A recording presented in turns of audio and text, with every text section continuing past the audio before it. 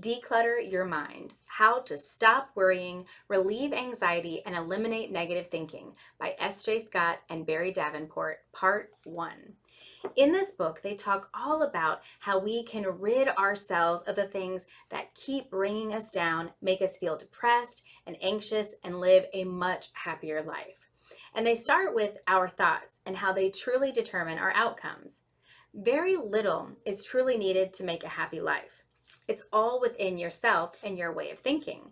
So, what if you could surround yourself only with the thoughts that uplift, inspire, and soothe you? Would sound amazing, right? Our powerful brains are constantly processing all sorts of experiences and analyzing them in the form of thoughts. Well, then these thoughts form what we perceive to be reality. And we can control and direct our thoughts, but it often feels like our thoughts have a mind of their own, controlling us and how we feel. Nearly every negative thought that you have most likely relates to the past or the future. And the more you think the negative thoughts, the more stressed, depressed, and anxious you are. In the first part, they talk all about decluttering your thoughts. It's like a cleaning up of your mind. So there are 4 causes of mental clutter. And I really thought there might be more, but when they broke it down, I realized that everything that clouds up into your mind can really fall into these 4 buckets. The first one is obviously daily stress. The second one was really interesting, the paradox of choice. And I absolutely feel this way because if you have increased choice and you feel like that's actually a good thing, it actually leads to greater anxiety, indecision, paralysis, and dissatisfaction. And I really thought about how I feel when I go to a restaurant like the Cheesecake Factory and there's way too many options and I'm like, I can't focus, I can't make a decision. And I realized that causes a lot of stress for me. Of course, the next one is super easy, and that is too much damn stuff. Physical and digital clutter. Everything really seems important and urgent. Every email and text has to be answered. And we feel like we don't have enough time to declutter because we're too busy consuming new stuff and information. Like, I have to buy this, I have to buy that. Oh, I have to download that. I need that app. I need all of these things to cloud up. But at some point, all this business is leading us to mental and emotional exhaustion. And the last one is the negativity bias. So, this one was really intriguing to me because they said to keep our ancestors alive, our brain developed to overthinking mistakes and threats and underestimating opportunities and resources. And so, we created a tendency to react to negative stimuli more intensely than the positive. So, in reality, we overthink and worry more than what is actually true. And so, mindfulness is the answer to retraining your brain. And so, in this book, they're really diving into the different ways that you can shift your mindset into more positive thinking. So, the very first thing is the mental declutter habit number 1, focused breathing. And a lot of times when you are meditating or going through something difficult, they always tell you to take a breath. And by simply becoming more aware of how you breathe, you truly create a calmer state of body and mind. Now, they say one of the best ways to detach from negative thoughts and gain control over your mind is through slow, deep, rhythmic breathing. This is going to help you feel more connected and stop worrying about all the shit going on in your life. It also helps you reduce slouching. You're breathing into the areas of your body that might be really tense. And they also describe how to breathe because sometimes we think that we're taking breaths the way that you're supposed to, but he actually said, breathe in through your nose, hold for 2 counts, and breathe out with your stomach. And when you are consistent with this and you do it several times a day for about 10 minutes, you're really going to lessen your overthinking, your stressful feelings, especially if you have a quiet breathing place. Mental declutter habit number 2 really seems perfect after we just talked about deep breathing, and that is meditation. Meditation can be used by anyone. Sometimes people think, oh, that's only a woo-woo thing, or that's only for those people who believe in Buddhism or something like that. And actually, anybody can absolutely meditate. Most practices begin with the same steps. You sit quietly, focus the attention on your breath, as we just talked about, and dismiss any distractions that come your way. So, what you're doing is training your brain to help control your thoughts. There have been multiple studies done on this and proved its effectiveness and its impact on your overall well being. Now, anyone can look up how to meditate properly, but a couple of the things that I learned from reading this book was that you really want to make it a daily practice, preferably around when you're doing your deep breathing time. And you actually don't want to fall asleep, which I thought was really intriguing because I often do it at night before I go to bed and then I end up falling asleep. So maybe it's not working as effectively as it should, because then I'm not really removing those distractions from my brain. So even though I'm feeling calm enough to go to sleep, I'm not helping to train my brain to remove those negative thoughts. Now, set a timer for 10 minutes. You can also gradually move up to 30 minutes, or you can do 2 15-minute sessions.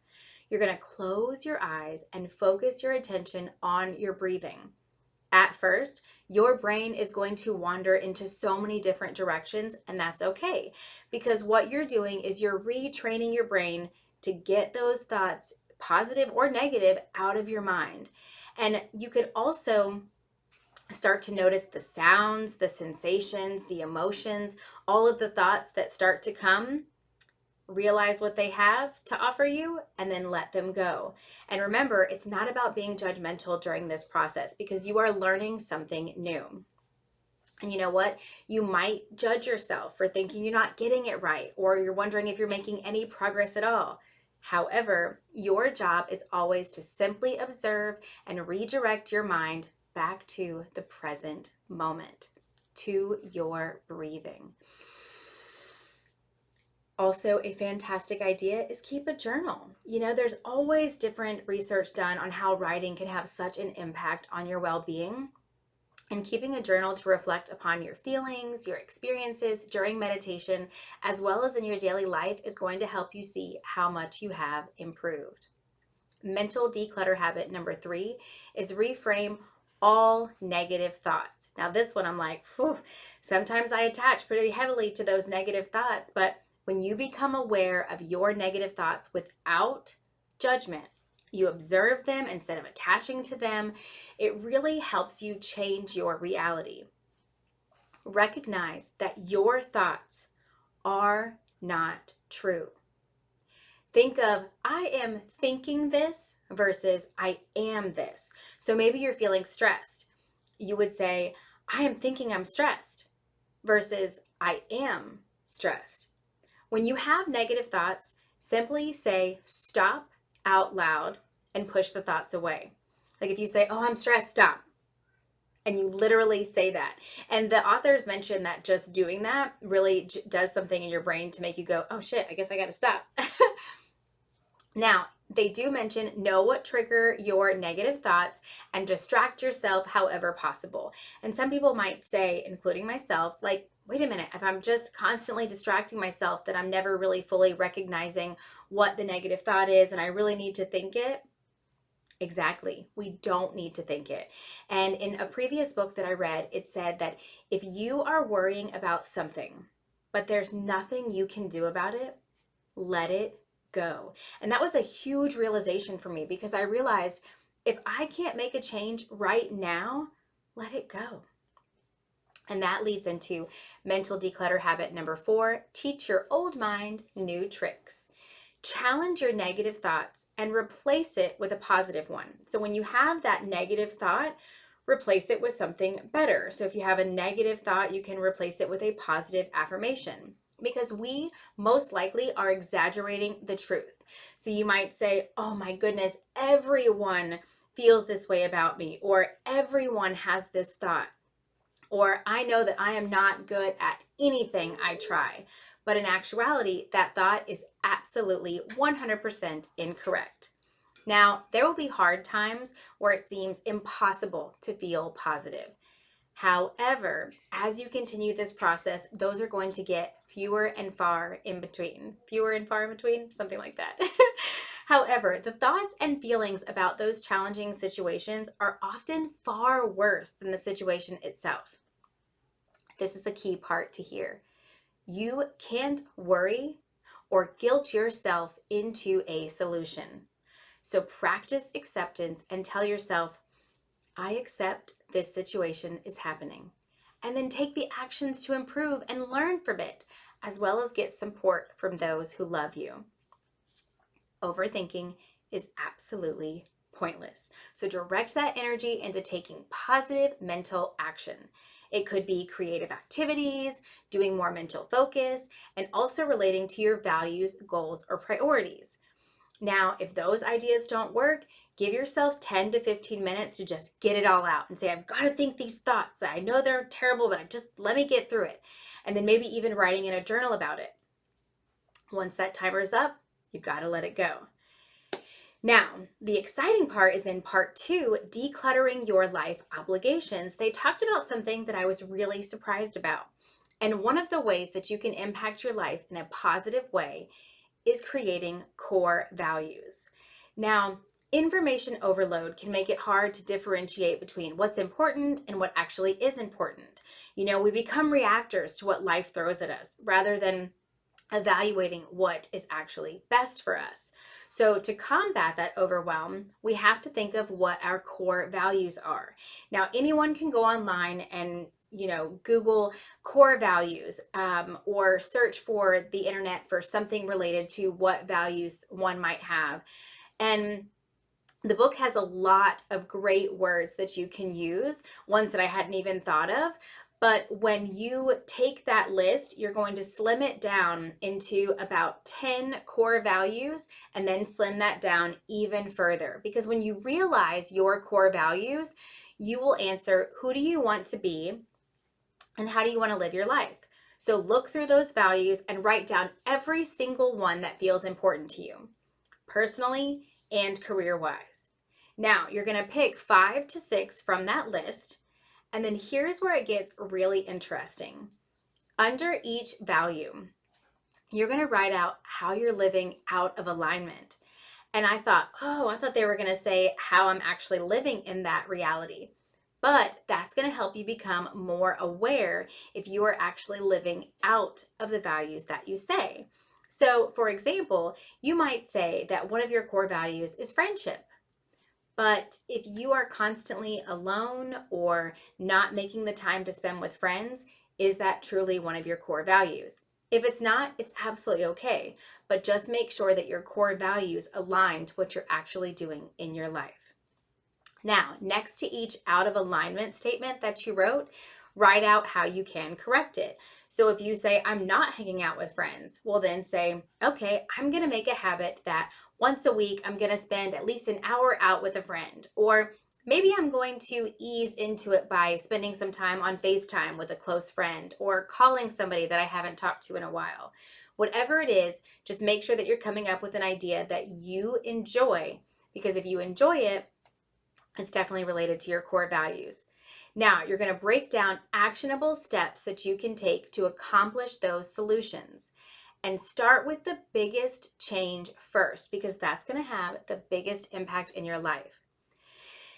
Now, related to those core values is clarifying what your priorities are. And so here are some questions. If you need to pause and kind of think about these questions, I highly recommend this.